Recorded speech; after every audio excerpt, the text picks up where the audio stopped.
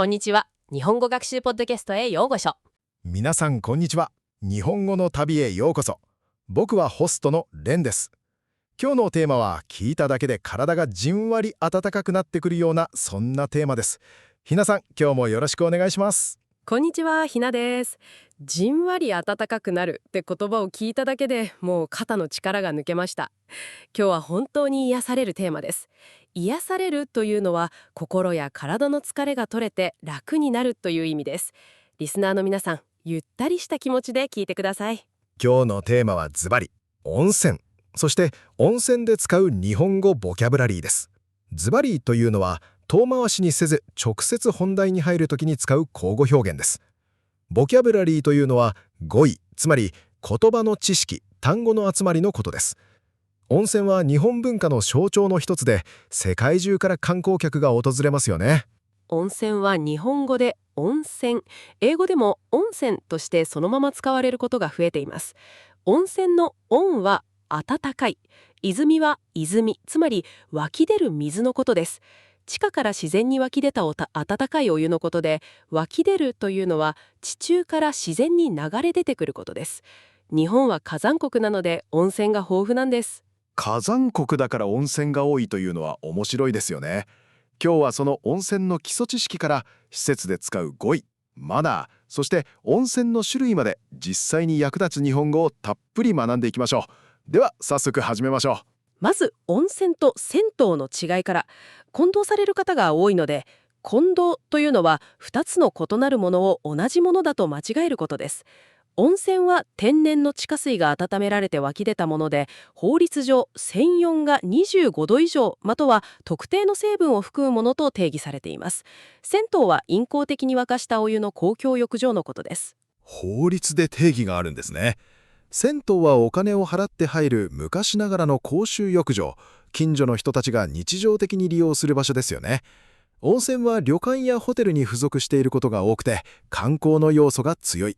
要素というのは何かを構成する大切な部分のことです。そうです。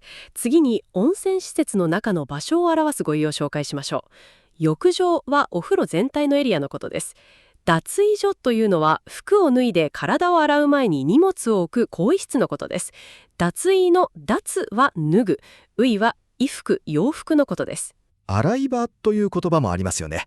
洗い場というのは浴槽に入る前に体を洗うスペースのことで、椅子や桶が置いてある場所です。桶というのは木や樹脂でできた円形の容器で、温泉でお湯を汲むのに使います。桶でザブーンとお湯をかける動作は温泉の風情を感じる瞬間ですよね。風情というのはその場の雰囲気、趣、情緒のことです。そして露天風呂。露天風呂というのは屋外に設置されたお風呂のことで、空を見上げながら入る最高の体験です。露天とは屋根がなく空がむき出しになっているという意味です。露天風呂、雪見風呂とか海を見ながら入る海一望の露天とか想像するだけで気持ちいい。雪見風呂というのは雪景色を眺めながら入るお風呂のことで、冬の温泉旅行の最高の体験です。内湯と外湯という言葉も覚えておくと便利です。内湯というのは旅館やホテルの建物の中にあるお風呂のことです。外湯というのは旅館とは別の場所にある温泉施設のことで、宿泊客が浴衣姿で外を歩いていく光景が温泉地の風物詩です。浴衣というのは旅館で貸し出される軽い和服のことです。浴衣を着て下駄をカランコロンと鳴らしながら歩く。下駄というのは木でできた日本の伝統的な履物で、歩くたびに独特の音がします。あの雰囲気だけで日本に来たという気持ちになりますよね。温泉にはいろんな種類がありますよね。質という言葉を聞いたことがある方も多いと思います。質というのは温泉に含まれる成分、ミネラルの種類のことです。質によって効能が違うんですよね。効能というのは体や健康に良い影響、働きのことです。温泉の質は両法律で10種類に分類されています。代表的なものを紹介しますね。まず単純温泉は特定の成分が少なく誰でも入りやすい優しいお湯です。刺激が少ない、湯あたりにくいという特徴があります。湯あたりというのは温泉に長く入りすぎて体に負担がかかることです。硫黄泉も有名ですよね。独特の匂いがする温泉です。そうです。硫黄泉は硫黄を含む温泉で、ゆで卵のような独特の匂いが特徴です。硫黄というのは火山地帯に多く存在する化学元素で、黄色い結晶状の物質です。皮膚病や動脈硬化に効果があると言われています。動脈硬化というのは血管が硬くなる病気のことです。炭酸泉も人気ですよね。炭酸泉というのは炭酸ガスを多く含む温泉で、お湯の中で体に小さな泡がつくのが特徴です。血行促進に効果があるとされています。血行促進というのは血液の流れを良くするということです。美人の湯という言葉も温泉の案内板でよく見ますよね。美人の湯というのは肌がすべすべになる効果があると言われる温泉の俗称です。俗称というのは正式ではないけれど一般的に使われる呼び名のことです。主にアルカリ性の重曹泉がこう呼ばれることが多いです。美人の湯という名前のパワーがすごい。それだけで入ってみたくなりますよね。アルカリ性というのは pH 値が7より高い状態で肌の角質を溶かして滑らかにする効果があります。酸性泉というのは逆に pH 値が低い温泉で殺菌効果があると言われています。温泉の色にも種類があって覚えておくと面白いです。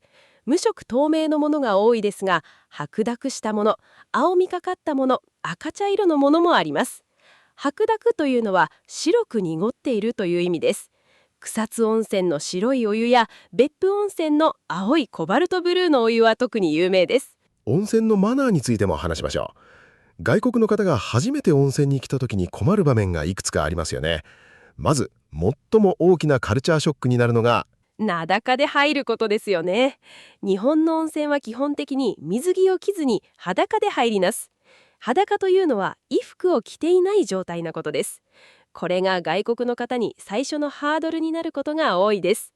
ハードルというのは乗り越えなければならない障壁、難しい条件のことです。混浴温泉も一部にありますが、現在は男女別の浴場が主流です。混浴というのは男性と女性が同じお風呂に入ることで、昔は一般的でしたが今は数が減っています。主流というのは中心的な傾向、最も多い形のことです。温泉のルールで大切なのが体を洗ってから入浴すること。入浴というのはお風呂に入ることです。洗い場でしっかり体を清めてから浴槽に入ります。清めるというのはきれいに洗って清潔にすることです。これは衛生上とても大切なことで、衛生というのは健康を守るための清潔な状態のことです。タオルを浴槽に入れないというルールもありますよね。体を拭くタオルはお湯の中に入れてはいけない。小さなタオルは頭の上に置くか洗い場に置いておきます。清潔さを保つための大切なマナーです。入れ墨、タトゥーについて触れておくことも大切です。日本の多くの温泉施設ではタトゥーがある方は入浴をお断りしているところがあります。入れ墨というのは皮膚に針で色素を入れて絵や文字を書く装飾のことです。これは昔入れ墨が反社会的勢力のイメージと結びついていた歴史的背景があります。反社会的勢力というのは暴力団など社会のルールに反する汚職組織のことです。最近は外国人観光客の増加でタトゥー対応の温泉も増えてきましたが、事前に確認することが大切ですね。事前にというのは前もってあらかじめという意味です。貸切風呂を利用するという選択肢もあります。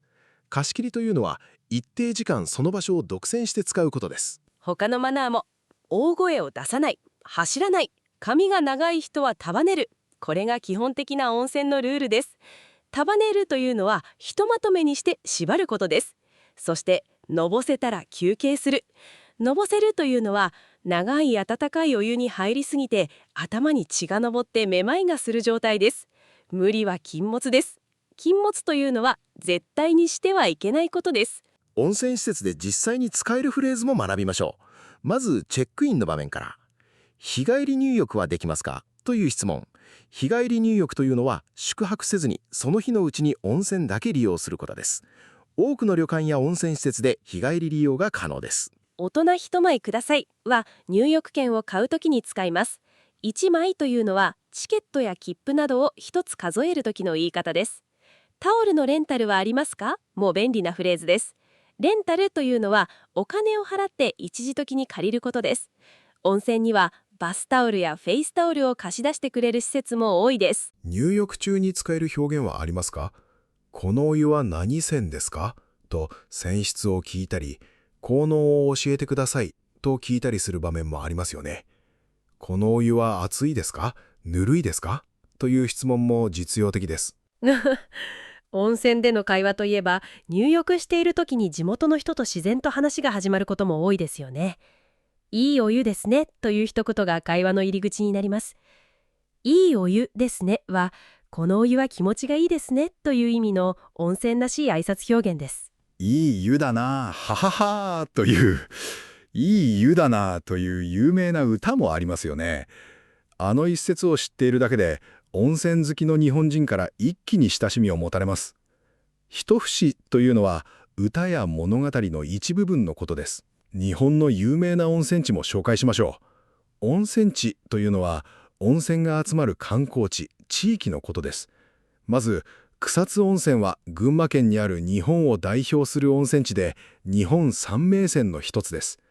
三名泉というのは、日本で最も有名な3つの温泉のことです。草津温泉には湯畑という名物があります。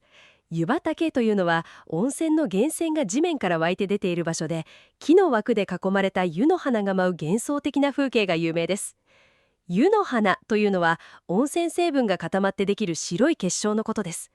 草津の湯畑は夜もライトアップされていて幻想的です。別府温泉は大分県にある日本最大の温泉地で、地獄巡りが有名ですよね。地獄巡りというのは、高温で色とりどりの池が湧いて出ている場所を観光して回ることで、血の池地獄、竜巻地獄など独特の名前がついています。地獄という名前がついているのに観光地なんですよね。赤い血の池、コバルトブルーの海地獄、本当に別世界の景色です。下呂温泉も日本三名泉の一つで、岐阜県の名泉です。